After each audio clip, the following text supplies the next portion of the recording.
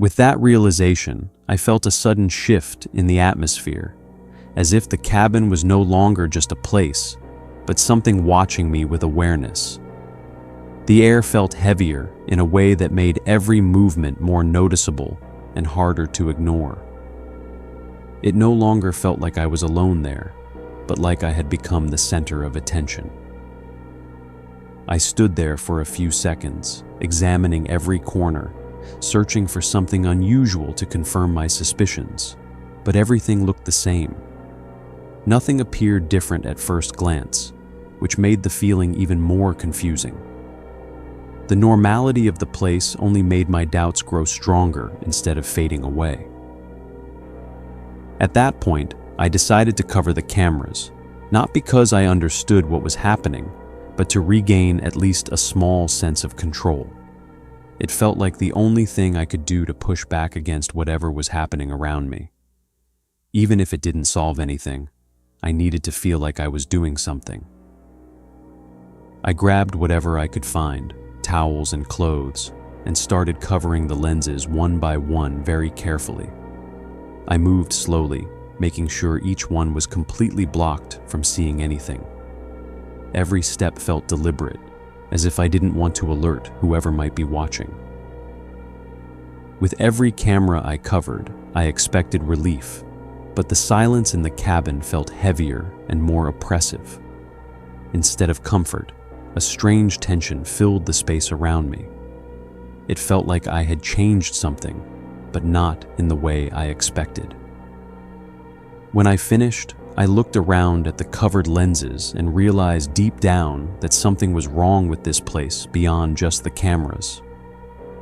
The feeling didn't go away. It only shifted into something harder to explain. It was clear that the cameras were just part of something much bigger. Suddenly, I heard it clearly. Not the wind, but a deliberate and real sound coming from somewhere above me. It was too controlled to be natural or accidental in any way. The direction of the sound made it impossible to ignore where it was coming from. I didn't move, I just listened and tried to convince myself there was a logical explanation until I heard it again, a slow and careful step. The second sound removed any doubt that it was just my imagination. It carried intention, something that couldn't be explained away easily. At that moment, I remembered something that didn't make sense. This cabin wasn't supposed to have an upper floor. The realization hit me instantly and made everything feel worse. There shouldn't have been any space above me at all. I raised my head, searching for the source of the sound, until I noticed faint lines in the wood blending perfectly with the ceiling. They were subtle enough to go unnoticed unless you were looking closely. It was designed to stay hidden unless you knew exactly where to look. It was a small opening, almost invisible, directly above the hallway. It had been there from the beginning, and I hadn't noticed it.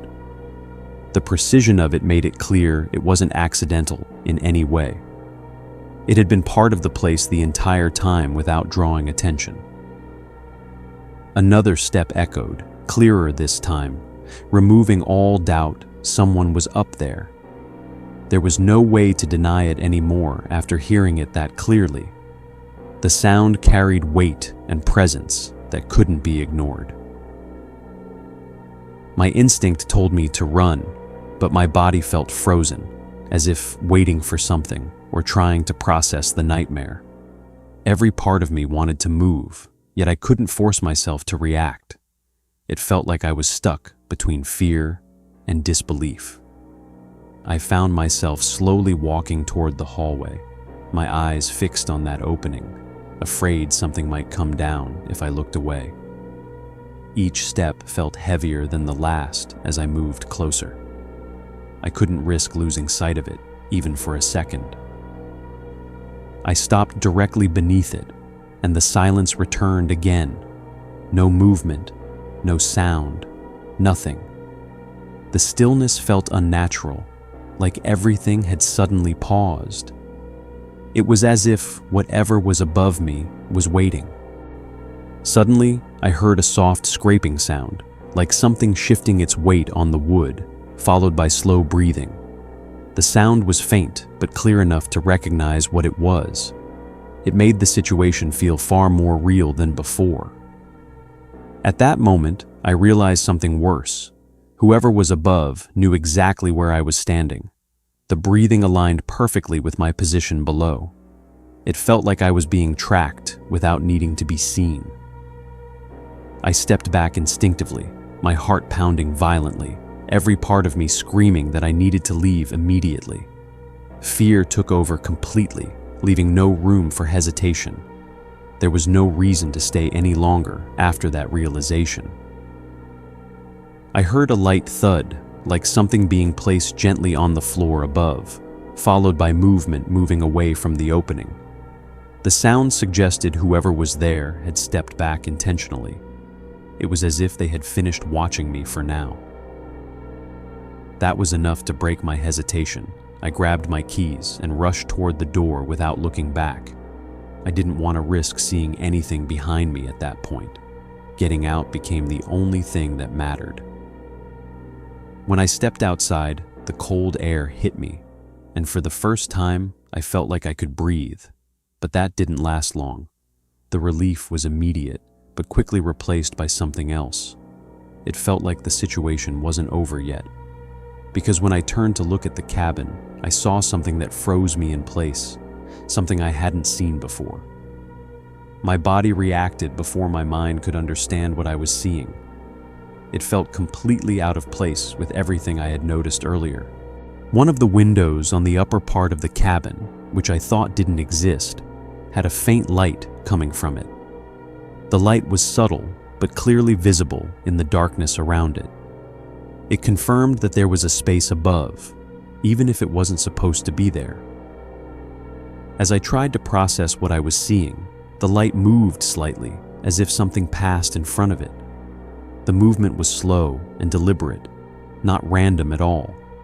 It made it clear that something was actively inside that space. It wasn't random movement, but slow and intentional, making me certain that whoever was inside knew I was looking. The timing of it felt too precise to be a coincidence.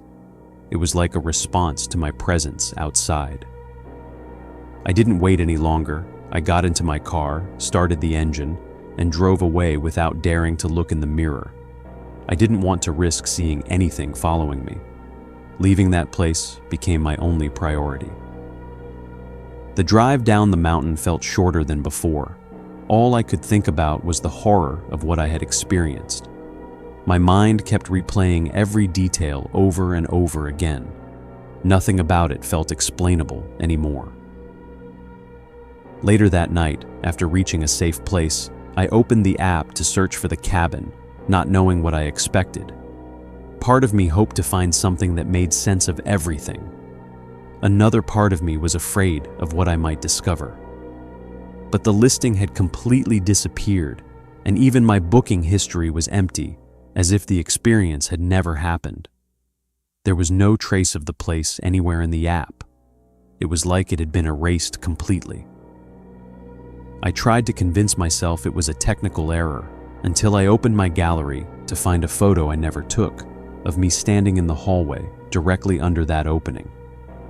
The angle of the photo made it clear it was taken from above. That's when I realized it wasn't over. If that photo exists, then someone was still there, watching. And if they took it, they might still know where I am. This wasn't a vacation. It was a setup. HiddenStepsTV. You were never alone.